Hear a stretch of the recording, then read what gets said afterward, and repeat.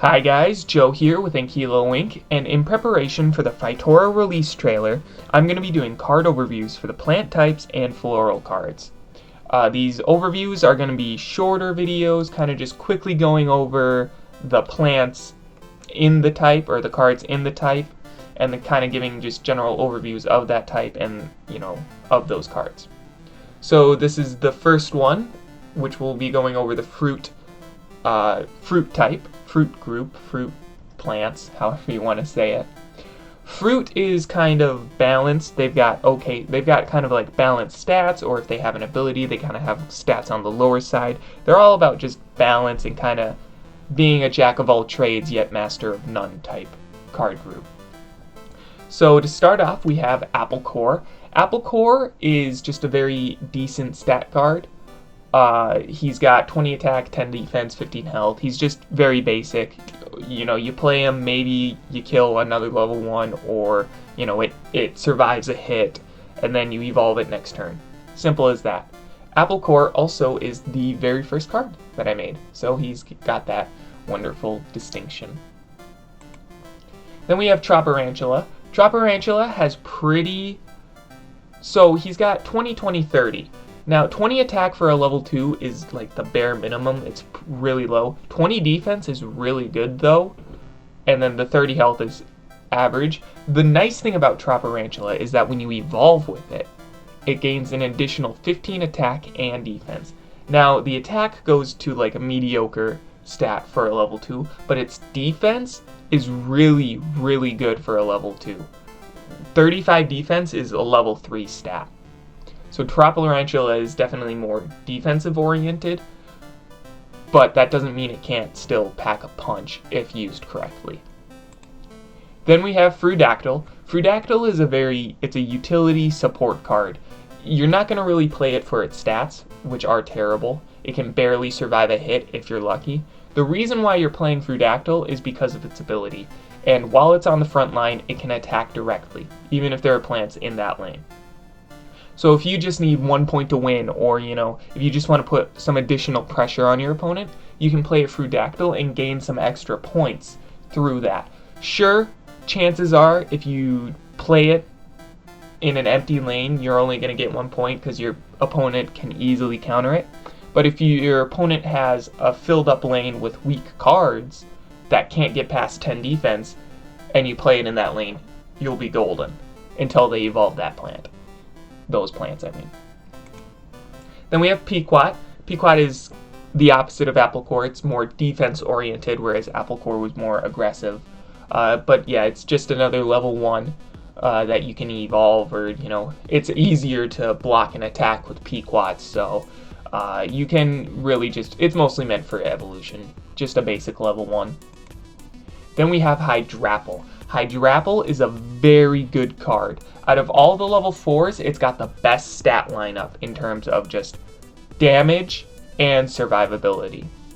Now, the problem is other level 4s have unique ways to work around the additional power or defenses of other higher level cards. Like Tater Lord has a silver boost, which gives it 200 attack, and then Jester Griment has only 10 more power than Hydrapple, but if there's another Ent on the field, it can ignore defense. So Hydrapple is the most balanced out of most of the level 4s, but it also doesn't really have a way to boost its power. Sure, it ignores the defense of silver boost plants, but Tater Lord doesn't have any defense if you just play it by itself, and then Jester Griment doesn't have defense either, and he's not even a silver boost, so that ability is mostly, it's probably best used against something like a Coconut, silver Coconut, I should say. Then we have Melon Brute. Melon Brute is just a basic level 3. He's got pretty okay stats across the board. His health is pretty high on the more latter end, along with his attack. He's got really good attack and health. Defense is average, but just a basic, level 3, but it's got a silver boost. Obviously, a silver boost has double all the stats, so Silver Melon Brute has a really good stat lineup. And then when played, the attack of all fruit plants on the field, or it increases the attack of all fruit plants on the field by 20. Now, if you're playing a fruit deck, obviously that's amazing. If your opponent also happens to be playing a fruit deck or has fruit cards on the field, that will also buff their plants, so you kind of got to be a little cautious when you play Melon Brute, but you know, the chances of both of you guys playing similar cards is pretty low, although it has happened with me and Devin a couple of times. Then we move on to Gordian. Gordian is a really good defensive card. It's one of the best defensive cards. You play Gordian, and while it's on the field, your opponent can't get any points unless they got something like Frudactyl or something like that. Gordian, when you move him, you get to choose which lane too. So if you want, you can put him in the back line and then place something in front of him next turn.